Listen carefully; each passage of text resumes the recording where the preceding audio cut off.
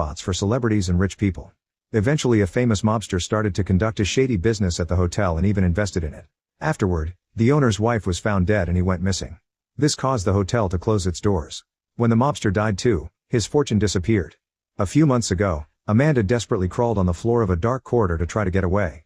Suddenly she saw something in front of her and froze in horror. In the present, Diane starts a live stream for her channel The Creepers. She and her boyfriend Rick announce that today's trick will be to jump off a moving train. Their chat cuts to a short clip that shows Diane jumping through the door. A passenger watches in shock and her face is edited as a joke. This was all part of their intro, and now the duo shows the whole process as Cora and Vern show up with a big trash container. The four of them are wearing staff uniforms, so when they walk by security they aren't stopped. Once they're in the train, they open the container so JD can come out with their gear. At that moment a passenger enters their car and Rick tries to tell her that it's closed, but she ignores him. The team decides to ignore her too and uses tools to force the door open. Then they install a metal bar that will keep the door from closing again. After they take off their uniforms, they jump off the moving train, landing perfectly just like they practiced. Now the group is on the rails, so they have to run as fast as possible to avoid getting crushed. They rush to the wall and get out of the way just in time. Once the train is gone, they approach a big gate and try to open it to no avail.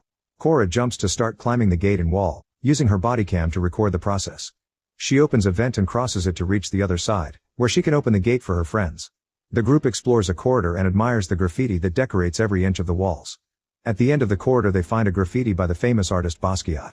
After Rick reminds everyone to record but not to touch, they take pictures and videos of the place. However, JD starts breaking a piece of the Basquiat graffiti, ignoring his friends when they scold him. Rick jumps on him to try to stop him and a fight ensues.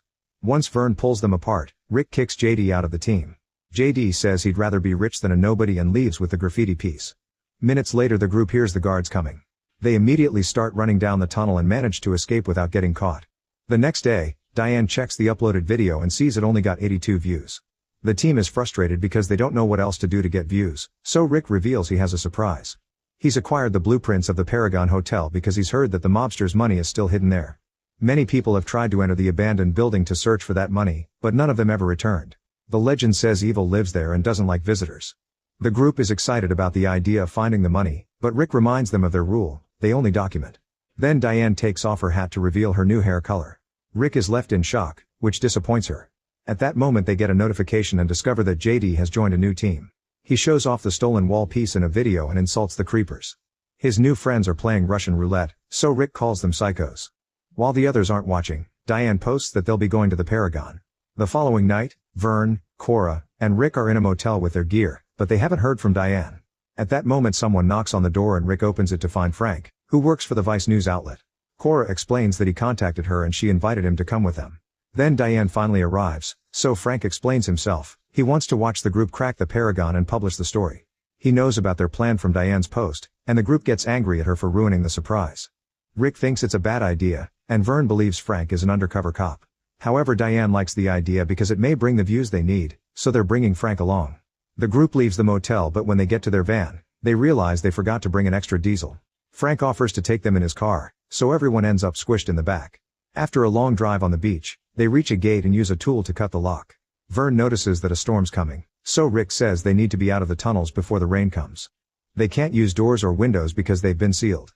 They enter the sewage tunnel and put on helmets. After walking for a while, they find the tunnel that will take them into the building, but it's quite small. They have no choice but to crawl through it while dealing with the awful smell. Suddenly they hear a noise and are horrified to see a bunch of rats. They immediately cover their faces and Frank gets on top of Cora to protect her as the rats walk over them. Thankfully the rodents quickly leave the tunnel without anybody getting hurt. Minutes later, they come out of the narrow tunnel and find a sparking power box. The gate they hope to use is blocked by a pile of objects, so Diane decides to look for a different entrance. Cora uses a tool to break the lock and opens the gate anyway, causing the objects to fall. Now there's room to go through, so Cora yells to tell Diane to come back. They don't wait for her, they just cross the gate and finally step into the hotel. The group starts recording and taking pictures, so Rick makes an intro for his video. When he says the hotel's name, some birds suddenly fly off and hit the chandelier, causing it to break and fall. Cora quickly moves to avoid getting crushed as the chandelier crashes to the floor. Meanwhile, Diane finds a different entrance that takes her to a very nice room, where she immediately starts streaming for her followers. She takes the stairs to the ballroom and fools around with the piano. When Rick tries to call her, she rejects it to avoid ruining the video. At that moment she hears a weird noise and assumes it's the rats, so she starts running. She ends up tripping on the stairs and falls, dropping her phone. As she catches her breath, a creepy hand appears behind her. Rick is worried about Diane's disappearance, so he tells his friends to search every room. After he rushes up the stairs, Cora explains to Frank that Rick wants a wife but Diane wants adventure. Rick works in a hardware store and provides the group with gear, so they let him think he's in charge. Then Cora notices Frank's ring and asks about his wife, so he shows her a picture of Amanda. The moment is interrupted by Rick, who tells them to join the search. In the meantime, Vern keeps taking pictures and notices claw marks on the wall. Suddenly he hears a noise and decides to walk away from that area, unaware of the running shadow nearby. When the group reunites, Vern shows them the picture of the claw marks. Rick says they must find Diane and get out of here, so Cora volunteers to look for a master key. Frank wants to go with her but Vern doesn't trust him, so he goes instead. In the lobby, Cora and Vern search the reception desk and find a newspaper clip that tells them about the owner's disappearance and his wife's death. The cops kept the details private, but rumors said that the wife's chest was open and her heart was gone. Meanwhile, Rick and Frank keep searching the corridors and rooms. Frank asks Rick how he met Diane, so he explains it was in an abandoned mental hospital. His story is interrupted when he accidentally steps on a bear trap. Frank immediately removes it, so when Vern and Cora come back, Vern jumps on Frank thinking he was the one to hurt Rick. Frank pushes him against the wall to calm him down. Then he cleans Rick's wound with water and wraps it with tape since they don't have a first aid kit. Cora wants to take Rick to the hospital, but he refuses to leave without Diane. Suddenly they hear Diane's phone, so they follow the noise to the next floor. They discover a huge tree with phones and cameras hanging from the branches. Rick recognizes Diane's phone, so they watch her last video, but when they reach the part where she falls, the phone runs out of battery. Then they hear a strange noise, and Vern reluctantly says they should call the cops. Cora agrees, but Rick and Frank think there's no time to wait for the police. The group keeps moving and Cora hears another noise, so she throws a punch when someone jumps on her. Frank pulls out a gun and points it at the attacker, who turns out to be JD. Suddenly JD's new team comes and hits Frank to bring him down. Max steals Frank's gun while Todd points his own weapon at Rick's group, making everyone get on their knees and forcing them to hand over their phones and gear. Rick accuses them of attacking Diane too, but Todd denies it as he insults her. When Todd asks where the money is, Cora and Rick insult them back. Todd gets closer with the gun and starts describing the awful things he'll do to them if they don't cooperate. Cora keeps insulting them, so Mac tries to hit her, but Vern pushes him back. Mac responds by pointing his gun at him. Then Todd makes Cora stand and puts the gun in her mouth, so Frank says he doesn't know how to use it. Todd drops Cora and points the gun at Frank instead, causing him to confess that he's looking for his wife. When he refuses to say more, Todd threatens Cora again. Frank finally reveals that he isn't a reporter, Amanda is. She went missing a few months ago with her photographer when they were working on a story about the hotel. The cops weren't any help, so Frank needed a way in. Seeing Diane's post gave him hope. Todd doesn't care about missing women and insults them before turning to Cora, who spits on his face. A frustrated Todd pulls out a handkerchief to clean his face and Rick recognizes it as Diane's, so he jumps on Todd to try to take it back. Todd simply pushes him off and claims he didn't know the handkerchief belonged to Diane before offering it to Rick. When Rick grabs it, Todd pushes him over the balcony, and Rick screams as he falls through a very deep hole in the floor. JD calls Todd out for taking things too far, but Todd just slaps him. Then he asks Frank for the location of the money, and when Frank refuses to answer, Todd strikes him too. Frank explains that the money's location was marked on the blueprints, and Rick had the only copy. Todd announces they'll go looking for Rick. When the group returns to the corridor, Cora sees a body on the floor. However, they can't reach it because there's a huge hole in the ground. Since some cables are hanging from the ceiling, Cora jumps to bounce off the wall and reach those cables, then swings to land on the lamps. After a moment of hesitation, she jumps again to grab the next cables and does a full spin to land on the other side of the hole. Cora rushes to the body thinking it's Rick, but it's actually an old skeleton with bugs. Todd announces they'll search somewhere else and shoots the cables to stop Cora from following them. As they walk down the corridor, they hear a crying woman, so they follow the sound into a room. Mac opens a strange wardrobe but only finds clothes. When he turns around, a creepy hand comes out to touch him, so he immediately backs off. A woman then comes out asking for help and Frank recognizes her as Amanda's photographer Beth. Then they hear another weird noise and Beth says it's coming, so everyone is going to die. Rick and Mac put on night vision goggles, turn off the flashlights, and close the curtains before looking around the room, but they don't see anything strange. Suddenly they hear someone getting hit and gagging. When they turn around, they discover a dead JD impaled on the wall with a metal bar in his mouth. In the darkness, something monstrous moves around them. Mac and Todd open fire but they don't land a single shot and Todd runs out of ammo. Eventually the monster gives up and crawls on the wall to escape through a hole in the ceiling. The group turns on their flashlights again and discover that a stray bullet has killed Beth. Meanwhile, Diane wakes up on a bed in the penthouse's master bedroom. There are candles everywhere and a satanic pentagram on the floor. She runs to the door but can't get it open.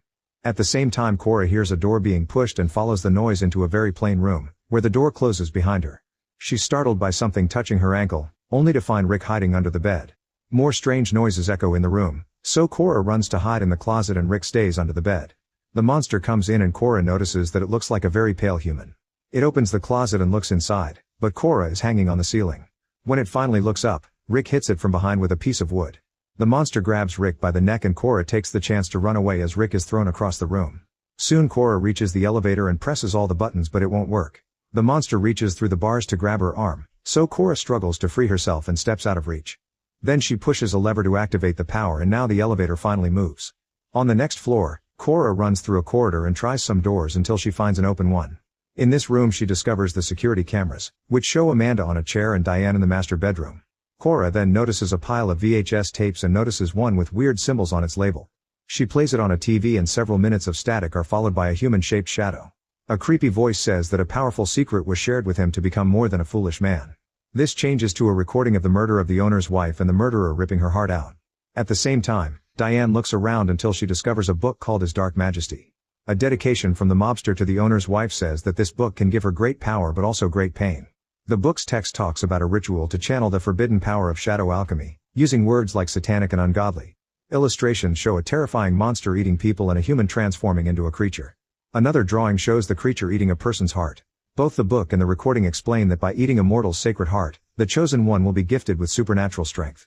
Meanwhile Todd and Mac run around until they find an open room with bullet holes in the wall. To their surprise, the money is right there falling from a wardrobe. Todd rushes to pick it up while Mac looks around. He's horrified to find a skeleton on the floor with its chest open and rats feeding on it. Mac decides the money isn't worth this and runs away. When Mac reaches the stairs, he hears the monster and opens fire, but the creature quickly escapes. Mac keeps running and tries to cross the door, only to suddenly fall. It turns out there's a wire tied across the door and it slashed his neck, so he's now slowly bleeding to death. Back in the room, Todd tries to leave with the money but the monster blocks him. It grabs him by the neck and stabs his chest with its long nails to rip out his heart. After Todd drops dead, the monster eats the heart. While Cora sees the bodies on all the screens, Diane keeps reading. The book says that the final transformation from man to beast occurs when the Dark Lord is offered the joining of two souls that want to become one. Then the man-beast will enjoy eternal life. Diane then sees a wedding dress on a chair and realizes the monster wants to use her for the final ritual. Suddenly the monster appears behind her and caresses her face. On the stairs, Frank and Vern hear a voice. They rush down and almost walk into the wire, but they stop just in time. Mac's body is on the floor with a hole in his chest, and the voice is coming from his bag with the gear. Vern pulls out a walkie-talkie and finally talks to Cora, who tells them to run because she sees that the monster is coming. Frank and Vern run as fast as possible and make it to the kitchen. After they lock the door and get a knife, Cora tells them they can escape using the dumbwaiter. They press the button but it isn't working, so they'll have to move it manually. Vern gets in first and starts pulling the rope so the dumbwaiter moves up. After lots of effort he reaches the top floor and Cora helps him get out. Now Frank has to pull the ropes to bring the dumbwaiter back. As the monster starts pounding on the door, Frank gets in the dumbwaiter and pulls the ropes again to go up. At that moment the monster finally bursts in, so Frank tries to move faster. When he looks down through the hole in the dumbwaiter, he discovers that the monster is climbing the tunnel. As the creature puts its hands inside the dumbwaiter, Frank tells Vern to cut the ropes and he jumps out. The dumbwaiter quickly goes down, dragging the monster with it. Afterward Vern uses the walkie-talkie to call Frank, who confirms he's fine because he's jumped to another floor. They agree to meet in the penthouse, but first Frank goes back to the tree and gets Amanda's phone, which has their initials on the back because it was a gift from him. Cora tells him the right room number and Frank kicks a door open to find Amanda on a chair with a hole in her chest. He gives her a kiss and covers her with his jacket before leaving. Then Frank meets with Vern and Cora, who tell him where Diane is. They're also shocked to see that the monster is still alive, so Frank volunteers to rescue Diane. In the master bedroom, Diane has put on the dress and comes closer to the monster pretending to be friendly. Once it's distracted, she hits it with the book and runs away, so the monster chases her. In the corridor, Frank is trying to find the right door to no avail. When he hears Diane screaming, he follows the noise and finds the monster dragging Diane by the hair. Frank runs toward them and tackles the monster, sending them both over the balcony. The creature ends up impaled on a tree branch while Frank crashes on the floor. This kills them both. Then Diane gets the walkie-talkie and asks Cora about Rick, so she tells her what happened and gives her the room number. Diane immediately runs to that room and finds Rick on the floor. She cries in grief thinking he's dead, but thankfully he wakes up and the four friends get to reunite. Sometime later the creepers are all over the news for finding the money, and they inspire people to get into urban exploration. Their video about the hotel gets 100 million views and even famous people leave comments. For their next trip, Cora dyes her hair blonde. Rick opens a bag and reveals he's stolen a small amount of the money, saying a little bit won't hurt the code.